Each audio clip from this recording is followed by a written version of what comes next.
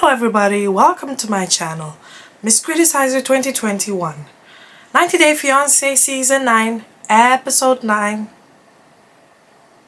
Guillermo and Kara.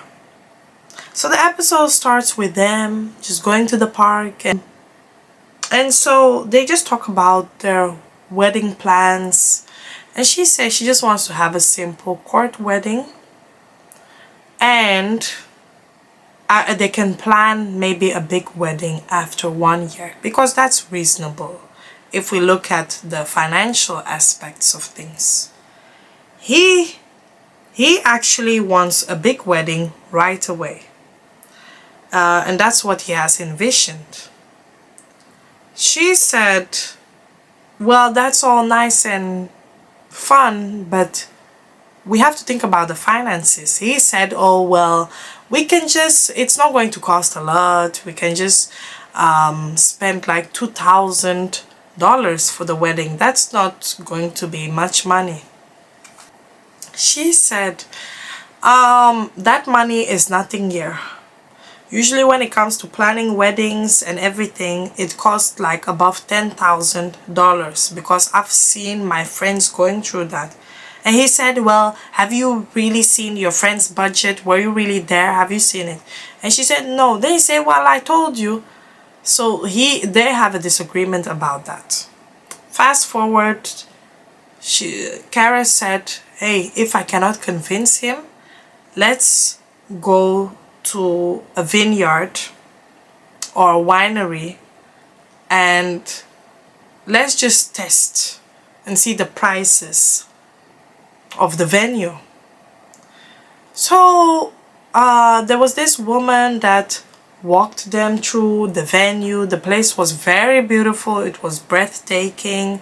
The decor was beautiful and everything. So when they had the discussion, and the discussion is the real details, when Kara asked the woman how much will all of this cost, the woman said, venue only $7,500. And the woman made it clear. She said that's not the cost of everything altogether, because it doesn't include catering, it doesn't include the cake, it doesn't include the other decors. Yeah, so just let me make that clear. And Kara said, you see what I told you? And Guillermo was like, he was so shocked. And that price is only for 50 attendees only. Is that not very expensive? So when they had the discussion in private, you know, Guillermo's ego kicked in because he feels like when it comes to the decision making, all of a sudden you're out here making decisions. When you were with me in the DR, you were always agreeing with the things that I said. I was always the leader, and now that we're here, you're contradicting yourself. You are out here taking the lead, you're making decisions without consulting me, and you are just out here being in control. So they have the back and forth, and Kara's just over it. She's like, I don't know what to say anymore. He's always whining. Seriously, he's always whining, and I get what he's saying, that they have to communicate, they're a couple. He doesn't want to be treated like a kid. But the thing is, Kara is in the States. She's from there. She knows how things work there. The $2,000 is enough money to throw lavish weddings in other countries. Yeah, in countries that I'll say per se, they're not really in the West. But in other countries, that money can go a long way and you can really organize it. But in America, everything is expensive. Same here in the UK. You know, the type of wedding you have, the budget you have in another country is not enough here. So of course she knows these things. And to be honest, sometimes indeed as a woman you have to take lead in some of the things in the relationship because you cannot fully rely on these men. I'm just being honest.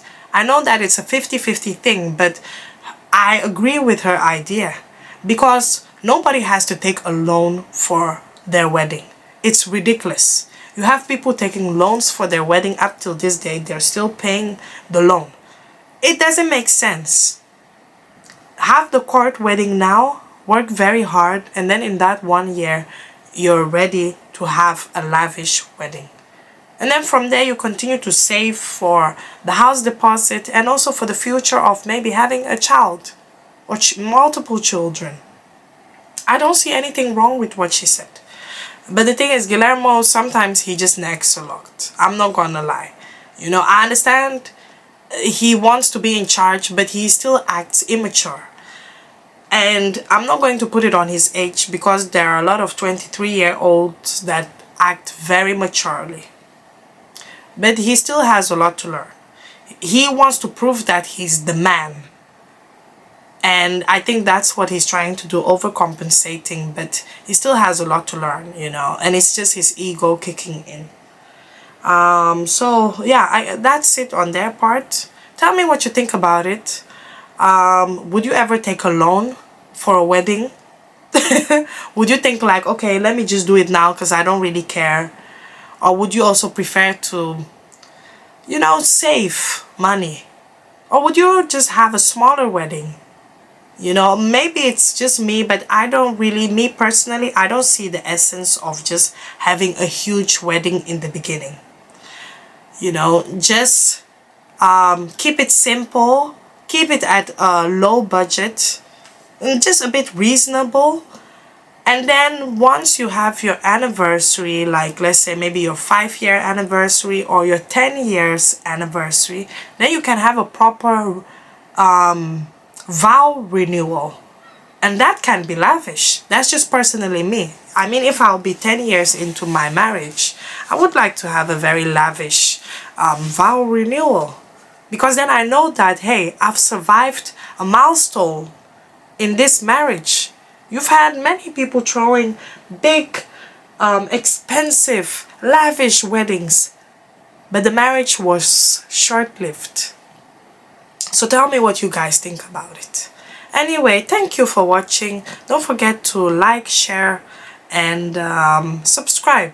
Subscribe. Like I said, I'll be doing more videos. I'll also be doing other shows. Thank you once again for watching. Bye-bye.